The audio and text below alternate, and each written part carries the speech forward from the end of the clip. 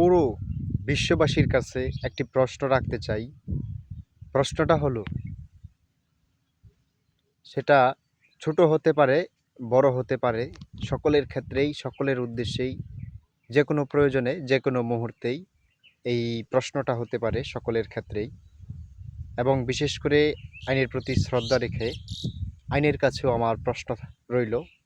প্রশ্নটা হলো, যদি কেউ কাউকে মিথ্যা মামলা দিয়ে ৫ বৎসর ১০ বৎসর সময় নষ্ট করে, হয়তো সে কষ্টের পরিস্থিতিতে মামলাটা একটা সময় জিতে গেল, কথা ঠিক আছে, কিছু আর্থিক ক্ষতিপূরণ দিল, কিন্তু তার জীবন থেকে ১০ বৎসর ৮ বৎসর সময় নষ্ট করে ফেলল, সেই সময়টা কে দেবে?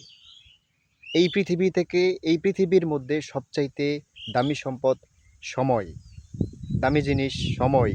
হ্যাঁ, এই সময়টা জীবন থেকে ৮-১০ বছর নষ্ট করে ফেলে, সেই সময়টা কি দেবে?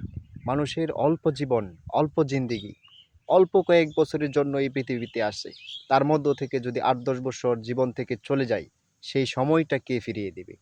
আসুন আমরা সঠিক সমাজ গড়ি, সঠিক চিন্তা ভাবনা নিয়ে এগিয়ে যাই। ধন্যবাদ।